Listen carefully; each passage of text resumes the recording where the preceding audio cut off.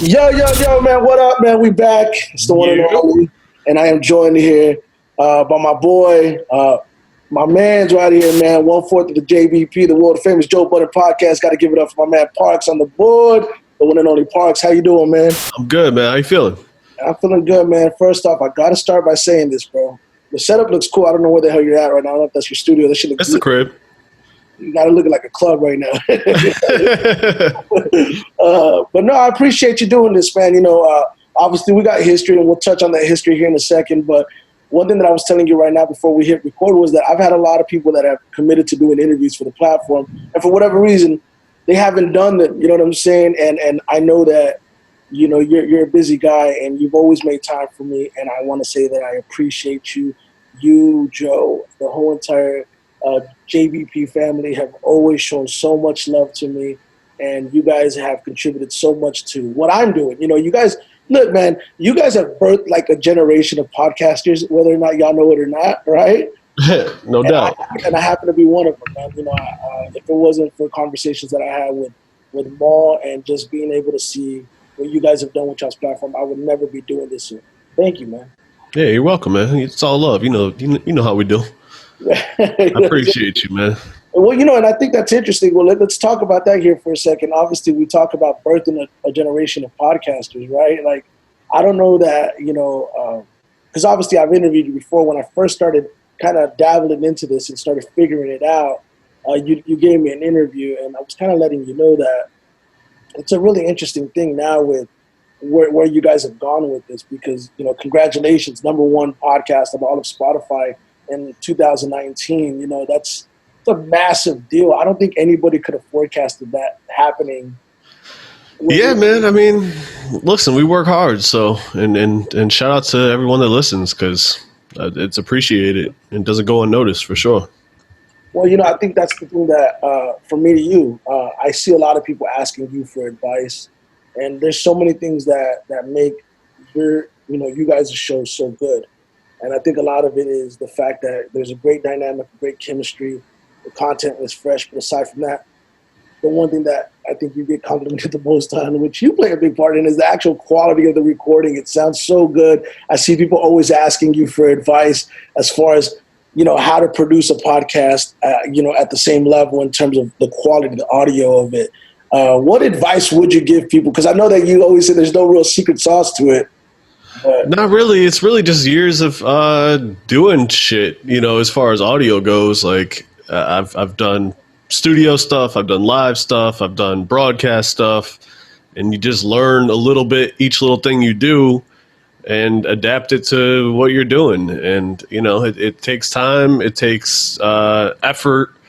There's no magic bullet, really. There's no, this one mic is going to make it perfect. Like, you got to experiment with shit. You got to try different rooms in the house. You got to try different plugins and just kind of be patient. Like, there's no magic bullet.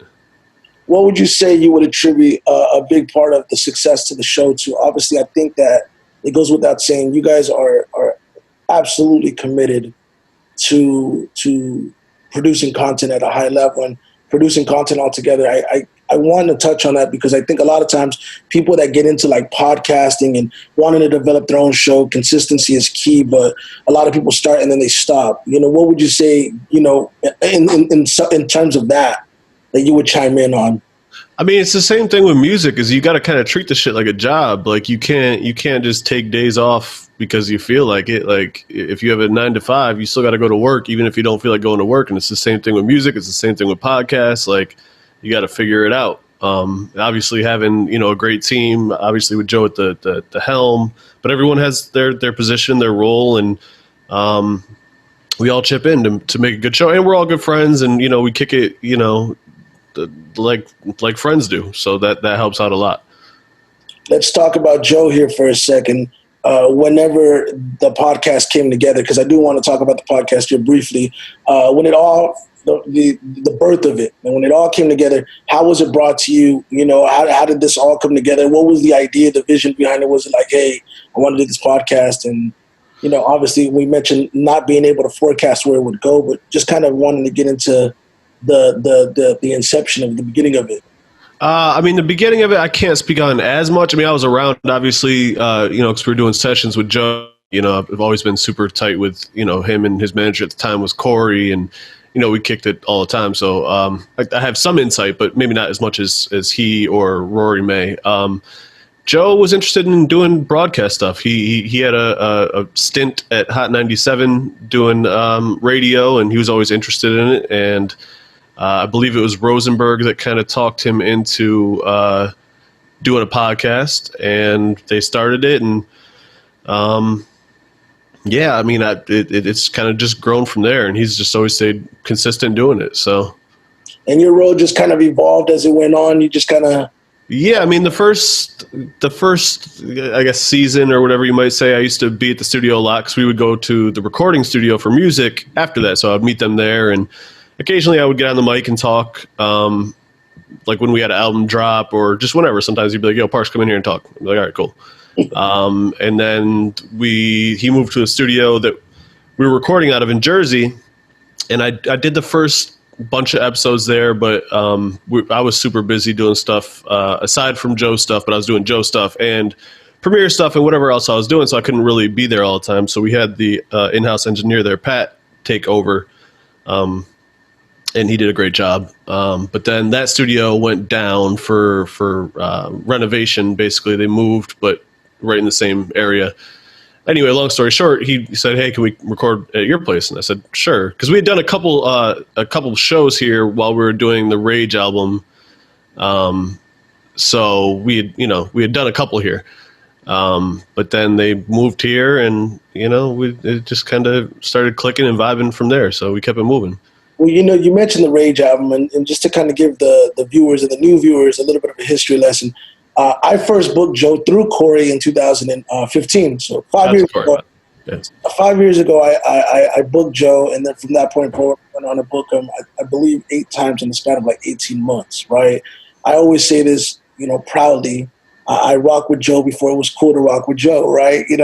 I'm a fan of him as a rap artist, and I actually found it very interesting that towards the tail end of the last set of shows that I did with you guys, right, which he had just transitioned into Ian taking over, and Ian actually wasn't able to make the Texas run, so we had Keeves running it, right?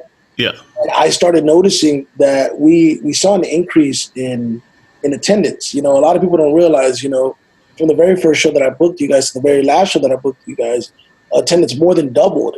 And so as a promoter, I'm extremely happy because I'm feeling like I'm playing a part in the growth, but at the same time, I started noticing that the people that were coming to the shows were more podcast fans now. And that's when it hit me. I was like, yo, what am I missing? Because, I remember the first time I booked you, you were there. You were always the DJ. Right. That's how I met you. And then by the time we were out, the last set of shows, people were like lining up to take photos with you. Like you became part of the show. You know what I'm saying? Yeah. I thought it was really interesting how the seeds started being planted since then and even prior to that, because, I wasn't up on the podcast. Right. I thought it was so crazy to see that. And I always wondered, like, damn, I wonder how Parks just started, like, how you felt and specifically kind of like going from, not being the known personality to essentially gaining some form of celebrity through this. It's weird, but it's cool. You know what I'm saying? Like I'm used to even back in the shows when there were smaller shows with you or wherever in the country where we were, people knew me because Joe was always, on live in the studio or whatever. He said my name on a lot of records. I was mixing and recording and producing a lot of stuff for him, almost everything for him. So, his fan base, his true core music fan base knew me a little bit. But, obviously the podcast is a much broader, bigger fan base. So it's been cool, man. I enjoy it. Well, man, again, I have to say that I'm proud of you guys. You guys, the last time I saw you guys was in Dallas, and it was in a theater full of 2,500 fans, sold out, and I shared the story, I think with you. And I was like, man, I got teary-eyed, you know what I'm saying? Because you go from that little 150 room or 400 room or whatever it was, and to see it grow and to see it continue to grow, because you guys were actually supposed to be here in April prior to all this stuff happening. And that was leveling up to like a whole nother realm. It was like, and Ian had mentioned to me, he's like, I see this going into 4,000, 6,000 cap arenas type stuff. And I'm like, wow, this is crazy. You know what I mean? Yeah, yeah. It's been a wild ride going from, doing shows, whether it's in Texas or, like I said, anywhere else in the country. Small spots, man. We were doing shit in Cleveland and Iowa, all over the place that were 100 people in there. You know what I mean? So now doing 3,000 people rooms is insane. It's insane, man. And I think it's important to touch on that because a lot of times when people see the level of success that the show's had, the level of success that you guys as a team have had, not only with the podcast but also with the other online content that you guys produce. Obviously, you're involved on every level, whether it be the pull up or whatever the case may be. Mm-hmm. Like you guys really paid your dues. You know what I'm saying? We talk about the chilling circuit, but you guys really paid your dues. Like you guys really hit the road and you guys really stayed at it when it was like not cool to stay at it. Whenever there wasn't a whole lot of money in staying at it, whether it be on the music side or just producing content in general. And I think that's the story that people really need to hear outside of just the success, number one podcast. People need to realize there was a journey that got to that point, Yeah. Because people get so fixated on the end result. They fail to realize the process that got to the result, Yeah, I was just talking about that the other day on Twitter with someone that was saying, how are engineers able to make a living when, everyone seems to be coming out of nowhere, overnight success. And it's like, no one really has overnight success. I mean, in some cases it happens. A video goes viral or something like that. But for the most part, people have been grinding for years, us included, and people don't notice it because we're doing 200 cap rooms. So it's only 200 people that noticed, obviously. But yeah, it's just staying consistent and working hard, man. Well, let's talk about your journey for a second. And I kind of want to revisit some of the interview that we did previously and kind of bring it back. You got your start in music. Correct me if I'm wrong. Were you an MC that kind of got you going, and then from there you transitioned into? At a very early age, yeah. At like when I was 14, maybe I tried to rap. I think I rapped on 2 songs, and then I figured out how to make beats, basically. And my crew, we had a whole like group of rappers. They were like, "Bro, you don't even rap, and you're dope at making beats, so you might as well just quit rapping and make beats." And at first, I was like a little bit upset by that, but I was like, no, you're kind of right. Like, I don't really enjoy rapping, so let me just stick to this. And then through making beats, I mean, the whole time I was always the engineer. I didn't really know it at the time, but I was recording and mixing all our stuff. So it kind of just went hand in hand. Did you find fulfillment early on, though, being an engineer and doing music production versus being the rap artist? Yeah. How sometimes, being the guy behind the guy could be a little conflicting at times, depending on your personality. I don't know how you felt about that. No, I never wanted to be the guy in the front, particularly. I always enjoyed being the DJ, essentially, or the guy behind the scenes. Like, it's cool to be on stage and stuff like that, but I never wanted to be like the star. That was never my bag. So I guess, when did it become real? When did like the actual career path become a real thing, like a real career? Because you start kind of doing it with the homies, and then you somehow or another you get a break. Where did that break come from? Was it an internship? Was it a job? Was it a specific project? Like, how did you get noticed and recognized? I mean, I guess my first break was I had to do an internship for college, and a good friend of mine was living in Chicago going to art school, and he needed a roommate. And I needed to I was in a small state in upstate New York. There's really nowhere to do internships in the music business. So this is around when Kanye and everybody was popping. Lupe out of Chicago. Common had just dropped his albums with Ye. So I moved to Chicago on a whim. And I got an internship at a studio called Hinge that did the Lupe albums and the Kanye. They did a bunch of, Kanye worked a lot there before he was signed. He did Heard Him Say there and a couple other records. We ended up doing some songs off Graduation there. So that was my first like real industry experience. A lot of gospel records that were big that, people might not know, like the Clark Sisters and stuff like that, jazz records. So that was my first like break. But then I was going to move to Philly and work out of a studio there, but it kind of fell through. And my brother was living in New York. He's like, why don't you just come, crash here with me for a little while? Cause I had time off and, while I was in between jobs, I guess. And I kind of fell in love with New York, and I worked at a music store here. And through that, I met this gentleman by the name of Charles Rohn, who was working, he had a room at Premiere Studio. And that's where I met Premiere, and, things kind of just cascaded from there.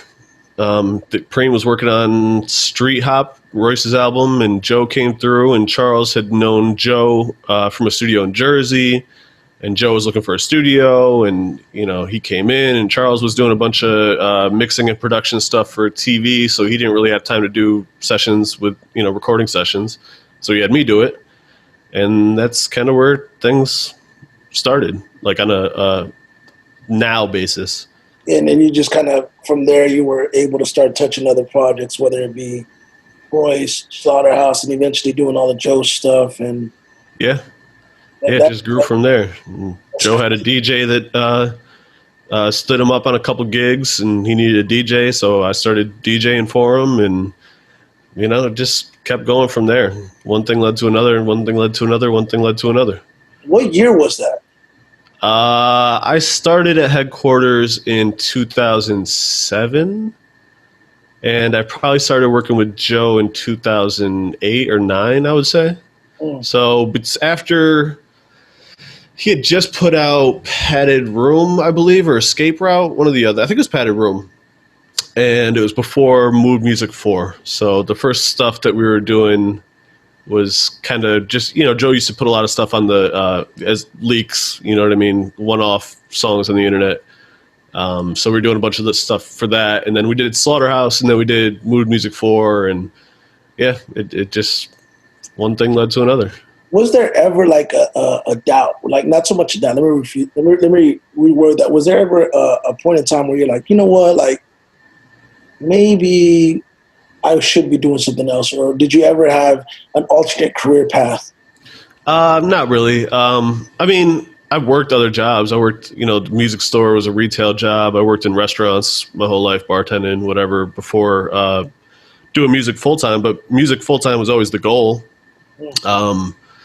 It was certainly tough at the beginning, and shit, still tough sometimes now. Working in music, we don't have salaries and fucking retirement and benefits, so especially when you're first starting out, that shit is very, very difficult, especially because you have to usually live in a city like New York or LA or somewhere that's expensive to live.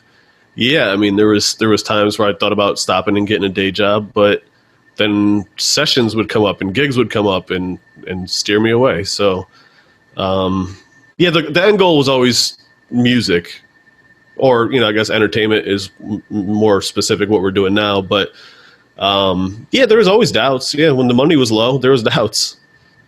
Yeah, I imagine, man. I mean, right now is one of those times where a lot of people are going through it with COVID, and just being able to adapt to this has been, it's been very challenging. Me, I make a living off of producing live events. Unfortunately, I haven't been able to do so.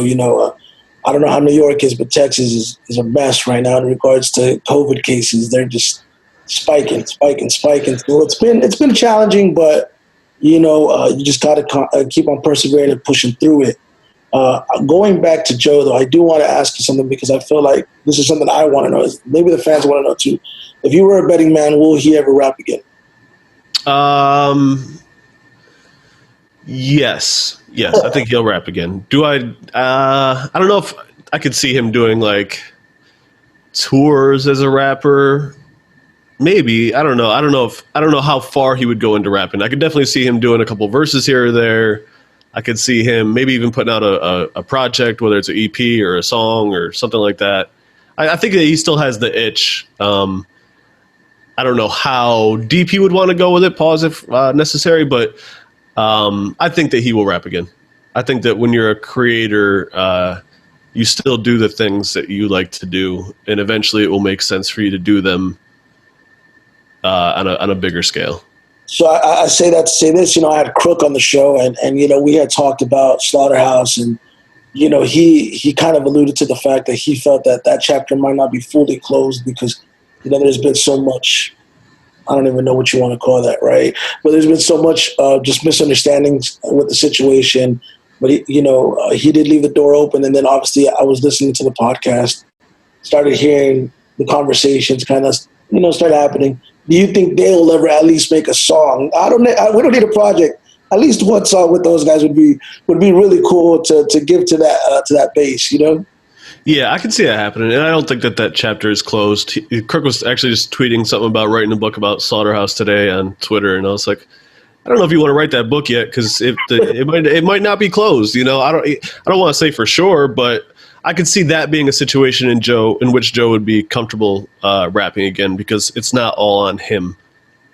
He could just do some verses here or there, come up with some concepts. It's not as, I think when you do group projects, it makes things a little bit easier for an individual. Speaking of group projects, you have one coming out on... I do. Friday, which would be June 10th, I believe. Me and Passport Gift are dropping another project called No Vaccine.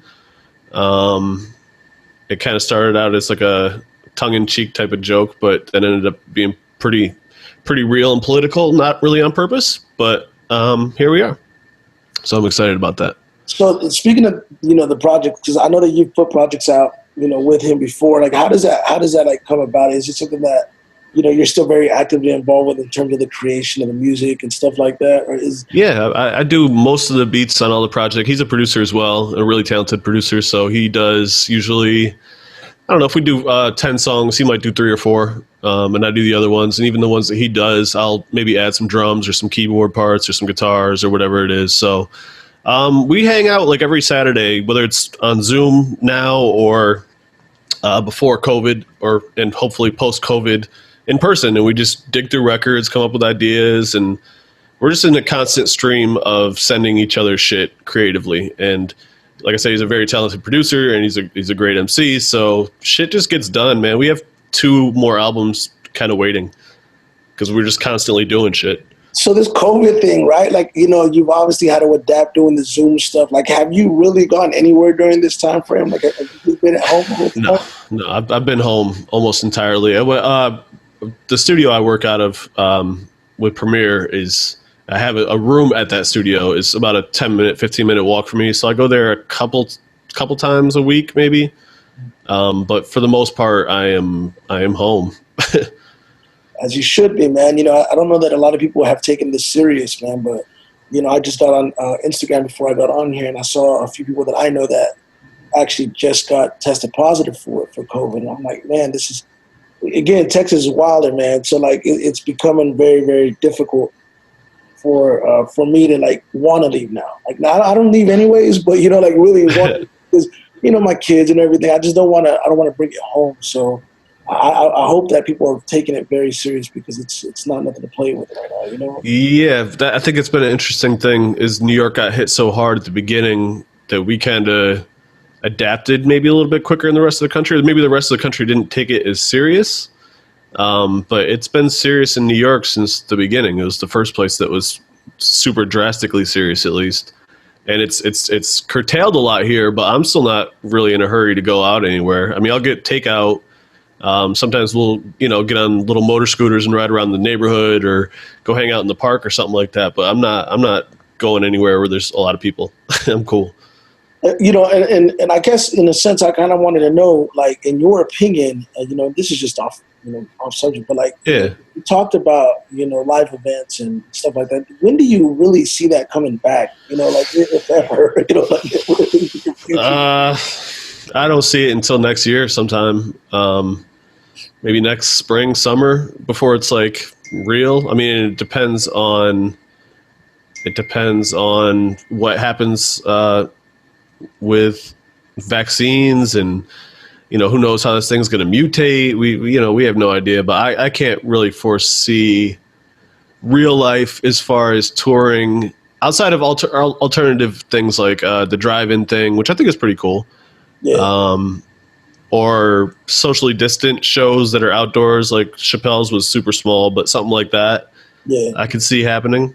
Or sporting events, man. I think sporting events is going to be the one thing that's going to be the most challenging thing to kind of get back to. They can't do crowds. They can do. I don't even know if they can do it's physical contact in all the sports except for baseball, I guess. But I don't see how they could have crowds anytime soon. Exactly. Not really. Well, you know, I wanted to see if you were up to play a game, man. So I see a lot of people on Twitter. They always message you. They always want you to critique their music. Yeah. You know, I know you're like, hey, man, I think it's a dirtbag thing to do to charge people to critique their music. I was advocating for the Parks playlist. You know, one thing that me and Corey had talked about was, you know, for those that don't know, obviously Maul had a master class in Texas. I was the guy that kind of masterminded that whole situation. I originally actually wanted to do one with you, and I know we discussed it on several occasions because I feel like you have a lot to offer in terms of the sound stuff. You know, sure. like the mixing, the mastering, and, you know, recording and stuff like that. Obviously, with everything that's going on, it's been hard to move on it. But nonetheless, everybody gets on Twitter like, yo, man, you know, we want to see if you would critique our record. So I want to play a game with you. I want to play 3 records from you, from 3 independent artists. And I just want you to give me a thumbs up, thumbs down, and kind of break down the record just to have fun, man. Okay. I mean, hopefully it sounds good over Zoom, but let's try. All right, let's try it. So I'm going to start off right here. I think I'm going to start off the first track. It's going to be more of a club record. This right here is an artist. He's actually from Dallas, Texas. His name is EXO, and I want to play the record right now. I don't know if you can hear it, but we're about to try. It's called Dirty Diana. Let's go. Okay. How does that sound? Okay.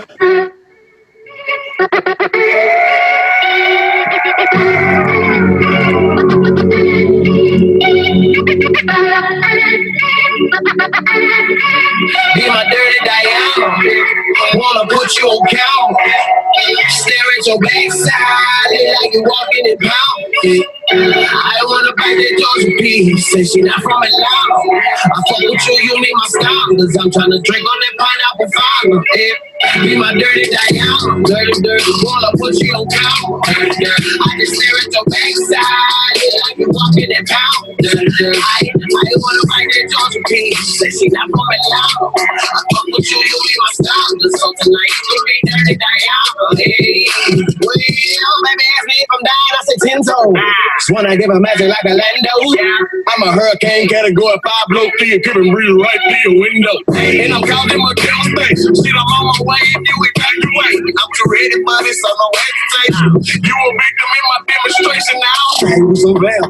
I'm fucking with it. Yeah. It's a little bit hard to make out what he's saying lyrically, but it sounded like he's got a cool voice, and you know, it sounded pretty cool. This is probably not something that I would play personally because it's more like club. Like I'm not gonna listen to that at the crib, maybe, but he sounded like it was good. It's a dope song. You know, it's funny because, like, you know, I always say I freestyle my interviews. I never have a plan, and I was like, you know, what can I do that nobody else has done? I'm like, I want to do a one-on-one session with Parks critiquing some records. So that right there, so I thought it was a dope song. I don't know. I just wanted to play that one right there. Where's he from? What part of Texas? He is from Dallas, Texas, man. I had to show love to the hometown out here. You know what I'm saying? So no doubt. And I just picked records that I thought would be cool to play. So why do you think that Dallas, Texas doesn't have as vibrant of a musical scene as like Houston? As far as artists that went mainstream, at least. I'm not saying that the city itself probably has a ton of artists and creatives there, but I think historically you have artists. You know, DOC obviously played a big part. You know, in Erica, in not only Erica, but obviously the whole entire West Coast sound with, you know, writing a good portion of Dr. Dre stuff, Snoop Dogg stuff. You know, and obviously NWA stuff. But you know, he had the accident, so that cut his career short to where he could actually be that guy, because I feel like it would have been inevitable. He would have been the guy, DOC. But we've had other artists over the years, you know, in terms of the hip hop stuff that have gotten signed. You know, you got a few guys now that have gotten picked up. It just hasn't translated the way that Houston did, because I think when Houston did it, it all happened all at once. Dallas happens in spurts. Like you might have an artist that gets signed, and then, you know, 2-3 years later, you get another guy that gets signed, and not everybody hits, man. I don't know, you know, it might be a marketing situation. You know what I'm saying? So maybe so.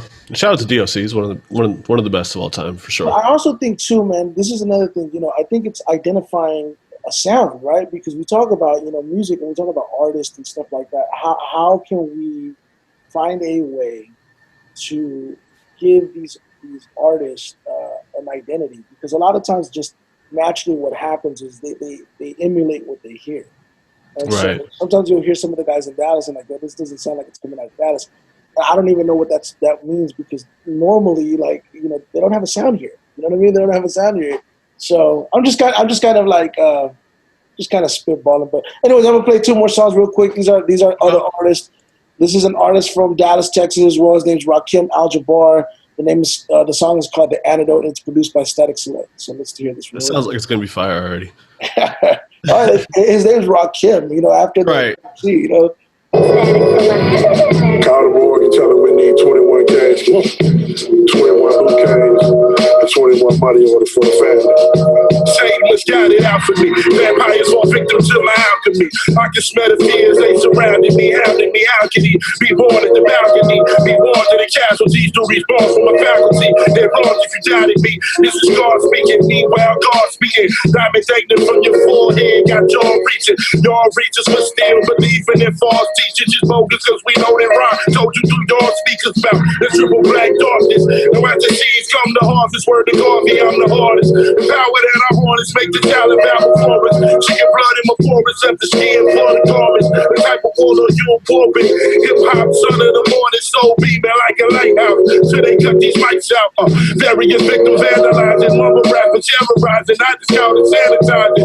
Never mind it. You feel this ain't the kind of what it type of rhyming I do. It's hard for me to hear his lyrics, but he sounds like Scarface a little bit, or unless that's just my speakers. But no, actually, that's the one thing that a lot of people say. He sounds like Face, that shit sounded dope. That sounded real dope. That's dope. Well, we'll stop there. I'm not going to play no more, but I think that's see, we just did that. You know what I'm saying? So it wasn't so bad, Parks. You might need to start doing. Nah, yeah. Listen, I want to do something like that. I just don't want to do it. I think it's, like I said, I think it's dirtbag charging people to listen to their music. But if there was a outlet that wanted to do something like that, I would be interested in doing it. Because I do really enjoy it. Like the few, I think I did it 3 or 4 times, especially at the beginning of COVID. I found a lot of talented people, man. It was really hard to weed through it all, though. I will say that. I might need someone, a second set of ears to help me weed through stuff, because I literally got 1,000 demos or whatever, 1,000 songs in like an hour the first time I did it. I was like, that's like 4 days straight worth of music. There's no way I can listen to it all. But it was fun, and there was, like I said, there's some dope artists that came out of it. We get that Parks playlist. I'm telling you, man. That's what I was trying to tell you. I told Corey, and I was like trying to convince him to get Ball to do a playlist, because I'm like, it doesn't require a lot, just to kind of show love to some of the guys that are coming in. But I know how like you said, it could be overwhelming, with the amount of volume of people that are going to be sending you music and stuff, Yeah, it's extremely overwhelming. But it's, like I said, it's great. It's great. I really liked doing it. And I got to hear a lot of different shit from a lot of different places, international music, all that, which is dope. But it is extremely time consuming to listen to 1,000 songs an hour. You can't do it. Well, I wanted to ask you, as far as like, the podcast fan base. I know we were talking about the podcast earlier, but you guys have a really, really loyal fan base, a really fanatical fan base. I've honestly, I've reaped the benefits of being even associated and affiliated with you guys. You've name dropped me on several podcasts, so I've had a lot of the base, show me love, whether it be Athena, whether it be, April, so many great people over there, man, that I've just met through you guys. But I say that to say this, like, what has been one of the more fanatical things that has happened to you?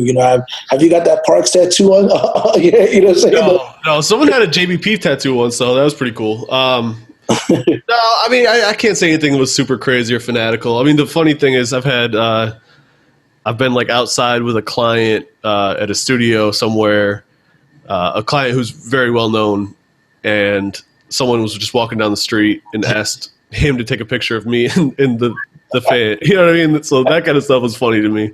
Yeah. I was like, oh, he's like very famous, and I'm not really that famous, but they wanted the picture of me. Oh, man.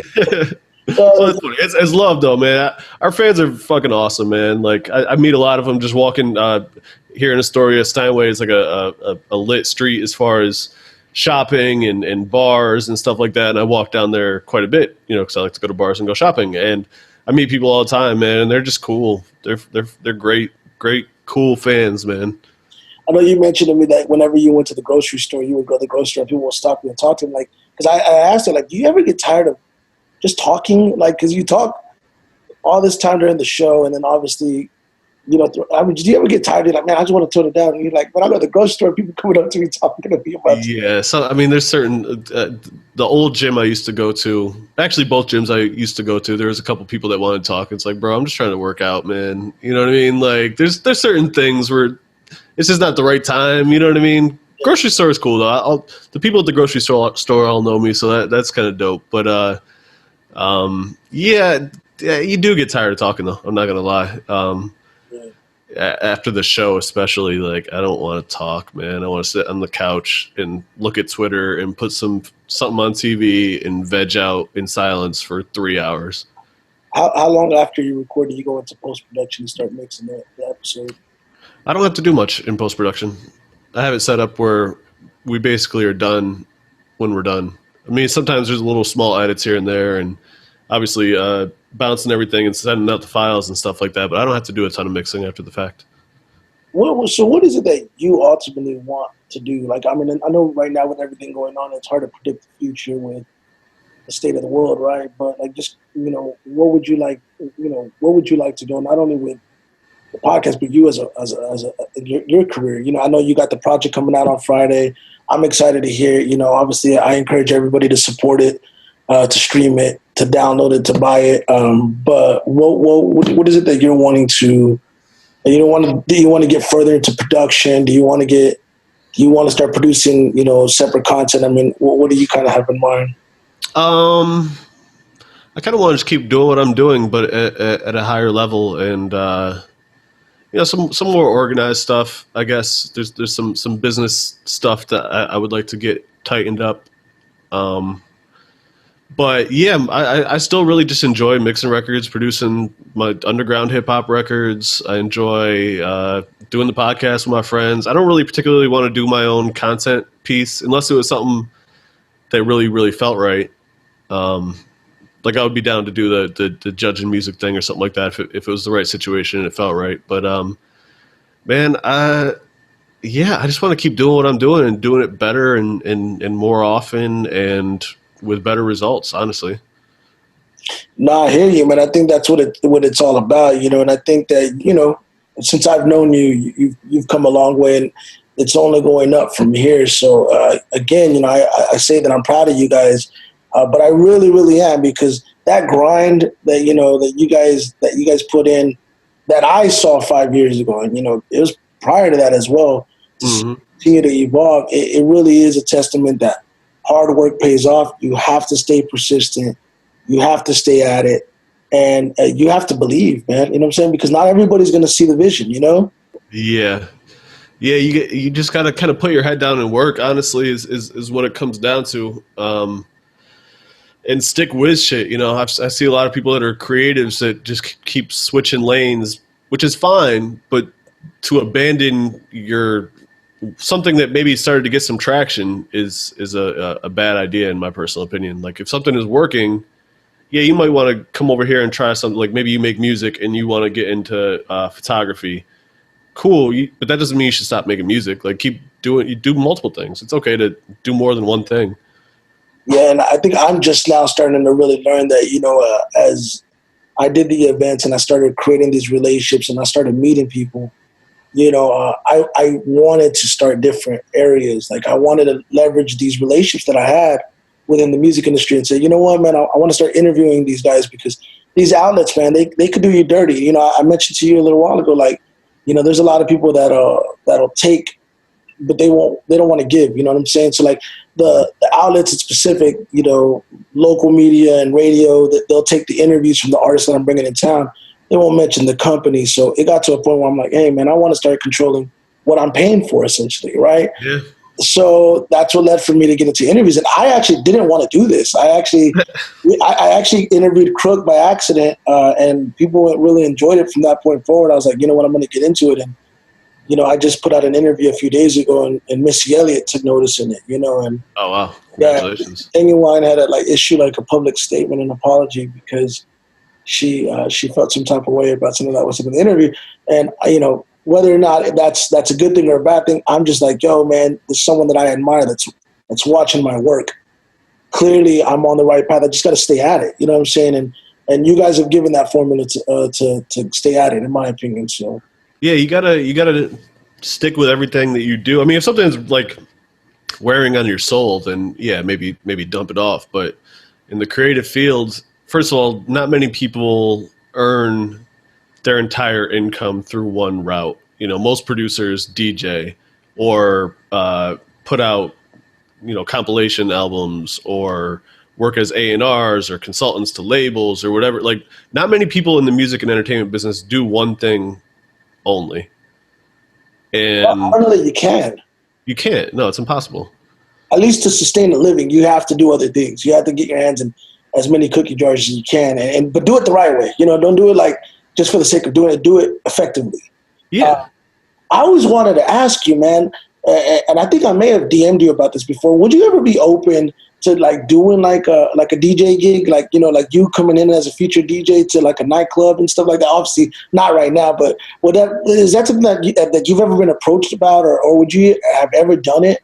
I've been approached and I've done it. I don't love doing it just because I don't really enjoy that music.